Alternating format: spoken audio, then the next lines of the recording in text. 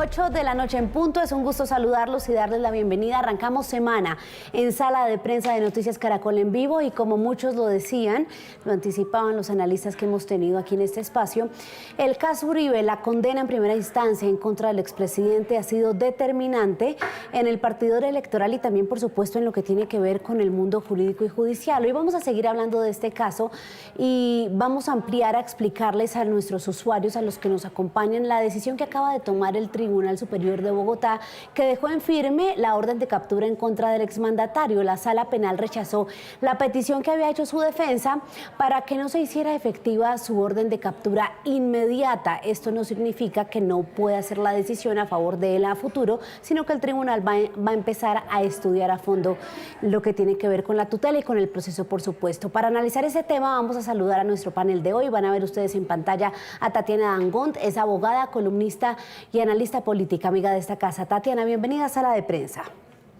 María Camila, muchas gracias por la invitación. Un saludo a todos ustedes y a mi compañero esta noche. Y es un gusto saludar a su compañero, que no lo teníamos hace un buen tiempo aquí en esta franja de la noche en Sala de Prensa, Thierry Weiss, empresario, columnista y analista político. Talento Caribe, hoy aquí en Sala de Prensa. Thierry, bienvenido. Hola María Camila, gracias. Saludos a ti, a Tatiana y a toda tu audiencia. Yo quiero que ustedes me ayuden, ya que los dos son abogados, a explicarle a la gente qué quiere decir que se haya suspendido o que se haya negado esta solicitud que había hecho la defensa, que pues sí, es un tema muy técnico, muy jurídico, que junto con la demanda venía esta solicitud de suspensión inmediata de la orden de la juez. ¿Qué quiere decir esto, Tatiana? Bueno, naturalmente lo que se presentó fue una acción de tutela acompañada de la solicitud de una medida provisional o una medida cautelar que buscaba que desde el momento en el que se admitiera la tutela, por supuesto, se suspendiera la medida adoptada por la jueza en cuanto a la prisión domiciliaria que se le condenó al expresidente Álvaro Uribe Vélez. Esto no quiere decir que la tutela haya sido fallada de fondo, sino que no se aceptó esa medida cautelar o esa medida provisional y por tanto habría que esperar a que la tutela primero se falle de fondo y por supuesto quedan muchos recursos adicionales, entre ese el más importante, más allá de incluso la misma tutela que se presentó, pues por supuesto la decisión que se tome en segunda instancia en el tribunal, que será sin duda la más importante para determinar cuál será el futuro de este juicio y por supuesto de si se revocará o si se confirmará la condena contra el expresidente Álvaro Uribe Vélez. Tatiana, gracias por esa ilustración. Es que es muy importante porque aquí en redes sociales la gente, de hecho nos pasó aquí en la sala de redacción, por eso la visión de los abogados es tan importante para nosotros los periodistas, porque no se entendía mucho, Thierry, la diferencia entre una medida provisional y ya que el tribunal tome una decisión en firme. Sí, correcto. Yo quiero aclarar un pequeño punto para tu audiencia, que yo no soy abogado, así que no estoy hablando de... Ay, Thierry, perdón. No te preocupes, no, para nada. Simplemente quería que quedara claro porque me parece importante que el público Hoy todos somos abogados, no hay que preocuparse. Soy abogado de Twitter, eso sí, con gusto lo ejerzo.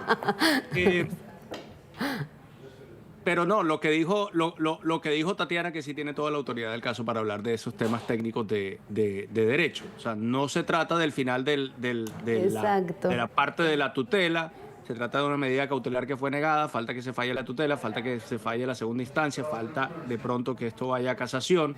Es decir, esto no ha terminado, pero por supuesto cada uno de estos pasos, cada uno de estos actos jurídicos que ocurran en las próximas semanas va a ser interpretada por este país en clave política. Eso es inevitable que suceda más allá de la parte técnica, ¿no? De la parte jurídica. Todo va a ser interpretado en clave política y ya está siendo interpretado en clave política lo que sucedió hoy con relación a la medida cautelar. Incluso hay gente que se está quejando de que fue fallada muy rápido y que eso delataría un cierto seco de parte de la justicia. Yo creo que no nos vamos a librar de esas narrativas políticas que se van a formar alrededor de todas las actuaciones que faltan en este proceso. Sí, Thierry, el error fue 100% mío, es ingeniero, especialista en finanzas de la Universidad del Norte, ahí lo aclaro, gracias Thierry por esa claridad, pero bueno, es muy importante tener esto claro. Y quiero preguntarles de entrada si creen que esta decisión que tomó el tribunal tiene alguna incidencia sobre lo que ya está pasando, está sobre la marcha, o si Tatiana, pues lo que tenía básicamente el foco del país es lo que sigue pasando, ¿no? La decisión que se tome a fondo cuando se analice no solo pues esta tutela, sino la decisión de la juez que al ser apelada pues recibirá esta revisión a fondo por parte del tribunal. Bueno, yo me voy a tomar unos segundos para explicar cuál es el proceso. Por favor. Entonces, lo primero es que tenemos una condena, en este caso de primera instancia, que por supuesto llega por apelación a tribunal, y en ese tribunal se tendrá que definir si esa condena se mantiene o se declara, por ejemplo, o se revoca esa decisión en primera instancia. Por supuesto, lo que se decida en segunda instancia es fundamental, porque aquí ya tendríamos una decisión que sin duda, pues de cierta forma confirma, o por el contrario, lo que hace es revocar esa decisión, y ahí podríamos tener un fallo también absolutorio. Pero posteriormente a esa decisión, por supuesto, procede el recurso de casación, por lo cual este caso podría incluso terminar en la Corte Suprema. En paralelo, como una estrategia de los abogados del expresidente, se presentó una acción de tutela, no para que se revocara el fallo o la condena, sino para que si se quiere, se levantara la medida de la prisión domiciliaria que ya corresponde a una condena. Y el argumento que plantean los abogados es que se desconoce el principio de presunción de inocencia, porque la sentencia o la condena que declaró la jueza en contra del expresidente todavía no está en firme. No es tan firme en el sentido de que todavía quedan acciones pendientes para que esa condena pueda ser revocada. Por supuesto, hoy, como lo sostenía anteriormente, todos somos abogados porque aquí estamos teniendo una amplia discusión jurídica, y por supuesto lo que sostiene la defensa del expresidente es que la jueza no motivó de manera suficiente o correcta la medida de que la prisión domiciliaria como condena se aplicara inmediatamente, y no que se esperara a que la sentencia quedara en firme después de agotadas todas estas acciones. Disculpen la explicación, pero yo creo que era para... La ilustración, muy al lugar, la ilustración de Tatiana. Pero entonces ahora, y arranco con Thierry en lo que tiene que ver con el análisis de lo que pasó hoy. Esto, digamos, de hecho muchos expertos dicen, se esperaba de que no le concedieran esta medida provisional, pues hace parte del fuero y ya de lo que analicen los magistrados, pero ¿usted cree que esto tiene alguna implicación o efecto sobre el proceso como tal y todo el peso que tiene este caso en particular sobre la realidad política y judicial del país? Yo creo que sobre el proceso como tal, no. Yo creo que la tutela va a ser fallada, pues en derecho, todos esperamos que sea así, y yo no creo que la negación o la aprobación que no se dio de la medida cautelar afecte los siguientes pasos. Se trata de un paso, digamos, menor dentro del contexto de todo lo que se viene. No es el acto más importante ni más significativo. Por supuesto, tiene un peso importante para la defensa, tiene un peso para la lectura simbólica que se le dé a todo este proceso, pero ese no es lo más importante en este momento. Lo más importante va a ser lo que se decida con relación a la tutela, y luego, por supuesto, en la segunda instancia, que es absolutamente fundamental. Pero claro, empieza a ponerse en marcha una narrativa, empieza a ponerse en marcha ya la segunda parte de todo este proceso después del fallo de la semana pasada, que implica, como bien dice María Camila, unas lecturas políticas alrededor de esto, que me parece que es la dimensión importante que se viene más allá de la jurídica en todo este tema. Entonces, como decía en la respuesta a la primera pregunta, ya la decisión hoy de negarle la medida provisional al presidente Uribe para que no se ejecutara la detención domiciliaria de manera inmediata, como pidió la jueza, ya está teniendo efectos políticos en el país, ya genera por parte de los defensores del presidente una reacción en el sentido de que se confirma esa narrativa que se ha tratado de posicionar de que la justicia en este caso está politizada en contra del exmandatario. Sí, Tatiana, hay voces con mucha experiencia como la del exfiscal y exprocurador, exministro Alfonso Gómez Méndez, que dicen que no solo el monto de la condena, sino esta medida inmediata de casa por cárcel antes de esperar el fallo en segunda instancia o la ratificación del fallo, es desproporcionada. También lo dicen voces con la experiencia en el ámbito, sí, incluso político. Hoy leíamos esa entrevista de María Isabel Rueda en El Tiempo con Felipe López Caballero y él coincidía. ¿Usted qué piensa sobre esas dos aristas que han causado mucha polémica en el sentido que Thierry menciona, y es el monto de la condena y la medida de enviarlo inmediatamente a casa por cárcel?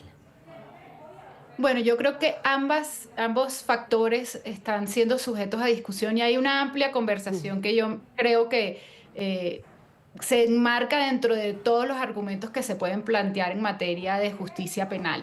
Lo primero, en cuanto al monto o la duración de la condena, pues muchos han hecho los cálculos. Estos cálculos, por supuesto, están previstos con algunas cuestiones como la gravedad, los atenuantes, en fin, una serie de factores que permiten definir cuál es el término, cuál es el tiempo de la condena, y muchos han concluido que el tiempo debía ser sustancialmente menor, incluso han dicho que puede ser que máximo llegaba a los 7 años. Pero hay que tener en cuenta que acá lo que tenemos es una juez que ha motivado las razones por las que advierte que son 12 años, principalmente advirtiendo que lo hace porque hay un concurso de delitos, es decir, no hay un solo delito, sino que se le encontró culpable de 2 delitos en concreto. Por supuesto, todo esto está sujeto a discusión, como también el hecho de que así mismo la sentencia, a pesar de que no estuvieran firme, pues se aplicara la condena inmediatamente, o más bien se aplicara una medida de prisión domiciliaria inmediatamente. ¿Y por qué también está sujeto a discusión? Porque este hecho tiene que estar motivado y la jueza lo motiva dentro de la sentencia en diferentes factores, que dentro de eso está la gravedad de la actuación, una argumentación que hace la jueza sobre maniobras dilatorias que haría la defensa, etcétera. Pero esa motivación, por supuesto, también tendrá que ser debatida por la defensa del presidente en segunda instancia, y también lo está haciendo ahora con esa acción de tutela. En derecho, la realidad es que todo puede ser debatido y todo puede ser discutible, no hay fórmulas exactas para cada cosa, y lo cierto es que sin duda yo creo que el mensaje central es que la jueza trató a través de su condena y a través de esta sentencia de mandar un mensaje frente a la independencia de la justicia por un lado, pero también un mensaje de que, a pesar o más allá de que estén juzgando a un expresidente, pues la justicia puede ser igualmente severa en una situación tan particular como lo es condenar a un expresidente de Colombia. Thierry, lo quiero escuchar a usted sobre ese punto de los señalamientos de falta de proporción en esos dos factores de la condena. Claro, esto es uno de esos, desafortunadamente es algo en lo que pesa mucho la opinión de los espectadores de este proceso, que somos 50 millones de colombianos que hemos estado pendientes de esto. Desafortunadamente, insisto, los expertos ya llegados a este punto no ayudan mucho, porque los que quieren encontrar expertos que estén de acuerdo con la posición de que la sentencia fue demasiado severa en contra del expresidente, pues van a encontrar expertos muy calificados que dicen eso, y los que quieren encontrar expertos que estén de acuerdo con la sentencia y les parezca que fue justa y proporcionada, van a encontrar también personas muy calificadas que van a poder defender eso. Entonces, al final, y sobre todo para quienes estamos fuera del debate técnico jurídico, sino que simplemente somos expertadores, analistas, opinadores, etcétera, ciudadanos interesados en este proceso, como son muchísimas personas y tenemos todo el derecho de estarlo, pues absorbemos las opiniones de los expertos. Claro. y tendemos de pronto a calificarlas de pronto de acuerdo a nuestro sesgo, a nuestra ideología, a nuestra posición, nuestra política personal. Es un poco inevitable que suceda así. A mí algo que no me gustó, por ejemplo, de la sentencia de la jueza es que justamente yo creo que el país necesitaba mucha contundencia y mucha claridad en este proceso en particular, precisamente por la cantidad de presiones que lo rodean y por la cantidad de suspicacias que lo rodean. De nuevo, los que están a favor del expresidente Uribe tienden a ver esto como un proceso politizado. Los que están en contra del expresidente Uribe, ahora que ya se emitió la condena, van a decir o tienden a decir que todo se hizo de acuerdo a la ley y en justicia. Entonces, es una situación muy compleja por la cantidad de intereses y la cantidad de opiniones que se cruzan aquí. A mí me hubiera gustado, por ejemplo, que la sentencia se hubiera emitido de una manera que le diera más solidez, más garantías de transparencia a la opinión pública, de pronto justamente para disipar esas dudas, de pronto para que incluso las personas que están a favor del expresidente Uribe quedaran más tranquilas de que la decisión se hizo de una manera muy ajustada al derecho. Pero lo que pasó fue un poco distinto. Se emite una sentencia que a juicio de muchas personas es exageradamente severa, incluso que sobrepasa lo que había solicitado la Fiscalía, y además se emite en un contexto de una lectura de sentencia cargada de opiniones personales por parte de la jueza, de controvertir al expresidente Uribe, de mencionar innecesariamente, desde mi punto de vista, a la familia del expresidente en el momento de emitir la sentencia, y además se dicta esta orden de detención domiciliaria ejecutable inmediatamente, que también ha llamado la atención por lo atípica. Entonces, yo personalmente sí creo que hay motivos para pensar que esto, por supuesto, no se trata de decir que la sentencia está viciada, no se trata de decir que no se deba acatar, pero sí creo que se ha podido ejecutar y se ha podido comunicar de una manera que le diera más garantías a toda la ciudadanía, contradictores y defensores del expresidente, de que esto se ejecutó sin tener en cuenta motivaciones políticas. Personalmente no tuve esa sensación. Sí, y esa sensación la comparte mucha gente. Y le sumo otra. Tatiana, quiero saber su percepción sobre esta otra sensación, y es que aunque sean casos diametralmente opuestos y de contextos muy distintos, hay gente que dice que es imposible, de la opinión pública, en las reuniones familiares, en los grupos de amigos, que es imposible no relacionar o no hacer la comparación de esta condena con la larga espera de 7 años, por ejemplo, de la JEP, en lo que tiene que ver con los fallos sancionatorios a los jefes del secretariado de las FARC. Entonces, mire que hay esas sensaciones. Esta se suma a la que dice Thierry. ¿Usted cómo observa esa otra? Precisamente el domingo escribí sobre ese punto, y es, en Colombia el problema que tenemos con la justicia y con la legitimidad es que los índices de impunidad son de más del 90% en muchísimos delitos, incluyendo la corrupción. Y por supuesto, cuando tenemos índices de impunidad tan altos, es muy difícil que la gente reciba o vea con buenos ojos que la justicia sea tan severa con un expresidente que, a juicios de muchos, es uno de los líderes más importantes vivos en el país. Eso por un lado, pero también hay una dificultad y un sacrificio que hace la sociedad cuando firma un acuerdo de paz, cuando se crea un sistema de justicia transicional, porque hay que diferenciar la justicia transicional, que es un mecanismo como el de la Jurisdicción Especial para la Paz, de la justicia ordinaria. Y realmente es muy difícil de explicarle a la sociedad que la justicia transicional se hace como una medida para buscar que haya justicia en un proceso donde hubo unos determinados crímenes que fueron de lesa humanidad o crímenes de guerra, o que hay una situación de conflicto armado en concreto que se quiere superar. Y por otro lado, la justicia ordinaria responde, como su nombre lo dice, a cuestiones ordinarias, como en el caso del expresidente Uribe, un caso de soborno a testigos y fraude procesal.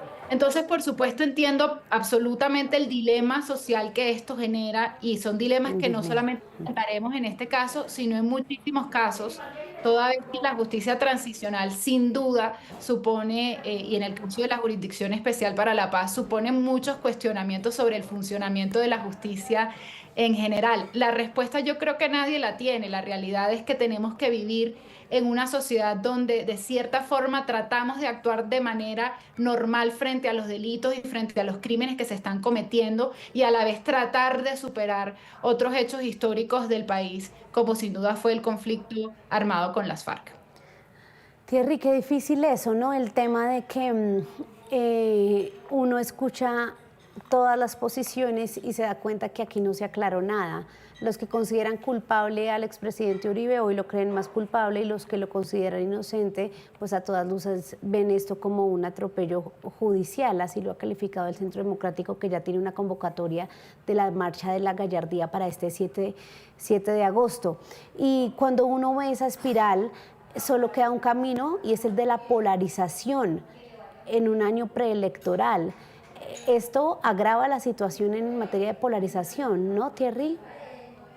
Yo creo, María Camila, que totalmente agrava la situación en materia de polarización como tú lo has expresado, eh, por una cosa muy específica, porque es un fallo que viene a confirmar los prejuicios o los sesgos de cada uno de los bandos. Entonces, las personas que comenzaron este proceso creyendo que el expresidente Uribe era culpable de lo que se le acusaba, probablemente hoy en día están más seguras de, de ese punto de vista. Y las personas que comenzaron toda esta larga historia del proceso contra el expresidente Uribe, creyendo que él era inocente de lo que se le acusaba, hoy en día, paradójicamente, están quizás más convencidos de su inocencia, a pesar de la sentencia.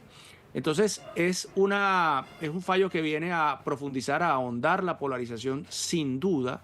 Creo incluso que alcanza a cerrar espacios para el centro político en Colombia, porque a mí me parece que a muchos de los candidatos que no se han querido definir con claridad alrededor de este tema, la opinión pública les va a exigir, el electorado les va a exigir que tomen partido y los va a poner en unas situaciones incómodas a muchos de ellos. Entonces yo sí creo que agrava la polarización, yo sí creo que va a tener efectos políticos importantes.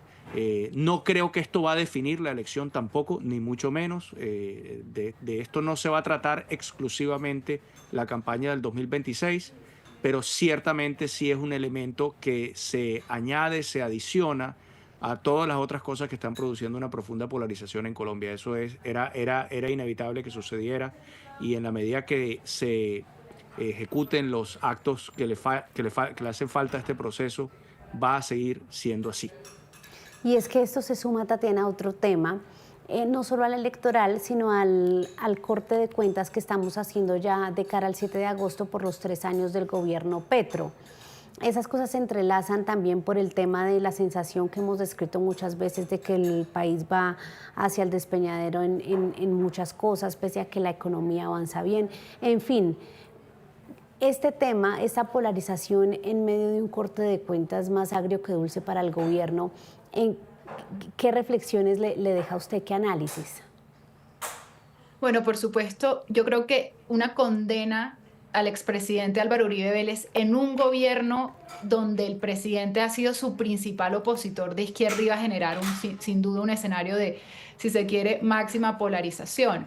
Pero a esto, como lo sostenías, pues también se suma el hecho de que este gobierno tiene unos índices de desfavorabilidad sumamente altos, y no en un solo frente, sino en muchísimos frentes, en lo económico, en lo social, porque hay que ver cómo está la educación en el país adicionalmente, en materia de paz y seguridad. La paz total es un rotundo fracaso y la seguridad está en absoluta crisis en el país, y por supuesto en materia de relaciones exteriores. Y bueno, como nos podríamos quedar aquí toda la noche mencionando todas las cuestiones en las que el gobierno ha fallado y en el que la ciudadanía ha notado esas fallas.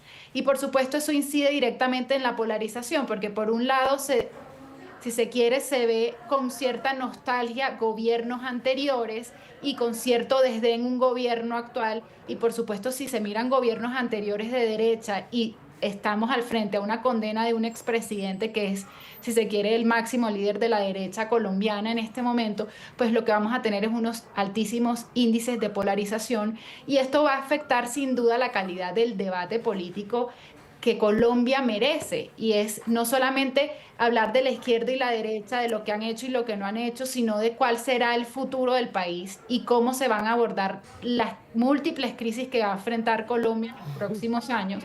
Que ese debate se va a dejar un poco de lado precisamente por esa polarización que es provocada, por supuesto, por un momento en esta circunstancia, por esta condena, pero también sin duda por la situación de un gobierno que deja a todos sin palabras recurrentemente. Sí, y es que pareciera, Thierry, que por más análisis y por más fórmulas que buscamos para salir de esta interminable polarización, aquí no hay nada nuevo. Es decir, el presidente mantiene su teflón del 30%, ya va casi que en el 35%, se radicalizan los petristas pura sangre. Estos temas parecen fortalecer a la derecha, incluso sumándose también al atentado contra el senador Miguel Uribe Turbay, y el camino es solo el de la polarización sin que se tenga mucho margen de maniobra, ¿no? Yo no quisiera ser la persona que te confirme esa posición, porque realmente es una posición que no me agrada en lo personal. A ninguno, sí. Pero como analista tengo que hablar de lo que veo y no de lo que quisiera que sucediera. Y yo sí estoy viendo eso. Ahora, hay que reconocer también que esto no es un problema netamente colombiano. La polarización es un fenómeno que está ocurriendo en todas Es partes del cierto. mundo, en Estados Sí. Unidos, en Europa, en España, en Francia. Es decir, parece ser una faceta, una característica de la política en el siglo XXI muy marcada. La polarización siempre ha existido, por supuesto, pero ahora mismo parece ser un elemento dominante de la política en muchas sociedades, entre ellas la colombiana, y cada sociedad encuentra sus maneras personales de expresar esa polarización y sus representantes personales de los distintos Pero bandos aquí en estamos contienda. viendo lo más grave, ¿no? Como un atentado a un precandidato, por ejemplo. Claro, entonces en Colombia desafortunadamente le metimos un elemento muy colombiano que pensábamos que habíamos dejado atrás y que resulta que revive de manera trágica y de manera realmente inaceptable en este año que tengo que decirlo, ha sido un año muy aciago. O sea, con un solo candidato que haya sufrido lo que le pasó a Miguel No, Uribe, es ya tenaz. tenemos que hablar de un año terrible. Entonces, esa polarización quisiera yo que no existiera, quisiera que hubiera otra manera de abordar el debate político. Hay que reconocer que hay candidatos que lo están haciendo, que están haciendo un esfuerzo por abordar Son el la debate minoría, político ¿no? Son la de otra minoría. manera, pero yo sí pienso que es importante reconocerles eso, que es importante reconocer que hay algunas figuras que están tratando de dar el debate basado en hechos, en evidencias, en argumentos, de no irse a los extremos, de no caer en el vituperio del adversario y esas cosas. Total. Quisiera yo que eso sea lo que imperara y lo que domine en los próximos meses. Soy pesimista al respecto, pero sí me parece importante reconocerle a las personas que están tratando de hacer eso, que lo estén haciendo. Eso Lo es lo que es. puede ser lo positivo, por ejemplo. Lo es y aquí en Noticias Caracol lo destacamos y lo destacaremos y estamos en esa cruzada por lo difícil que es la situación, Tatiana, incluso para los medios de comunicación, que sea lo que sea que digamos, Caracol miente, bueno, ustedes lo han visto por todo lado y no sé si vieron ayer, se los recomiendo si no. En nuestra emisión de las 7 de la noche tuvimos dos informes muy importantes para ahondar en estas reflexiones. Uno, el diálogo para no polarizar de Alejandra Giraldo con el padre Alberto Linero, en el que él decía que ser tibio, que hay grandeza en ser tibio, porque aquí creemos que es que hay que ser de aquí o hay que ser de acá, y no, muchas veces hay verdad acá y hay mentira también en los dos lados. Y también el informe de Marcela Pulido sobre los hijos de los magnicidios, que ciertamente generan esa sensación que usted dice, Thierry, y es que pensábamos que no íbamos a volver a vivir esto de Miguel Uribe, y lo estamos viviendo lamentablemente. Tatiana, usted también hace parte no de las pesimistas, sino de las realistas viendo esta situación. Pues yo creo que en este punto la polarización sin duda está consumiendo la mayoría del debate público y la mayoría de las conversaciones públicas. Creo que también los medios de comunicación tienen una tarea difícil porque con tantos hechos que generan polarización y que son noticiosos, es difícil generar una agenda que se enfoque en otras cuestiones diferentes. Así que admiro profundamente el trabajo de los medios porque sin duda es un trabajo dificilísimo a la hora de tratar de generar conversaciones sobre asuntos diferentes a la agenda que adicionalmente nos ponen a través de las redes sociales todos los días. Pero yo quisiera agregar un componente adicional y es que todavía es muy temprano para saber si el próximo año estará mediado por esa polarización. Quiero meterle un poco de optimismo a esta conversación y decir que por supuesto este es un año sumamente complejo con muchos hechos que dificultan que hayan, por ejemplo, opciones de centro, opciones pensando más en el futuro del país y en lo que necesita el país, pero que esperemos que de pronto el año entrante, después de toda esta saturación que está viviendo Colombia, puedan surgir liderazgos que puedan ampliar esa conversación y enfocarnos o redirigir un poco el camino del país. Yo escuché hace poco alguien que decía que de pronto lo que nos falta como colombianos es buscar un propósito común y precisamente esa polarización es lo que obstaculiza que podamos pensar en Pero ese los propósito tenemos, ¿no? Yo creo que adelante. todos queremos el fin de la pobreza, todos queremos el fin de la violencia, pero parece que aunque hay propósitos comunes, Tatiana, nos falta A todos Bueno, un de poco pronto no es el propósito, sino el camino, que de pronto ahí es donde camino. está la gran fractura dentro de la sociedad. Bueno, nos pusimos bien profundos en esta emisión de Sala de Prensa, pero creo que son reflexiones necesarias al lugar y que desearíamos continuar haciendo aquí por mucho tiempo más, pero se nos acabó el tiempo. Thierry y Tatiana, gracias por acompañarnos y nos vemos pronto aquí en una próxima emisión de Sala de Prensa. Un abrazo para los dos. Gracias. Gracias, buenas noches.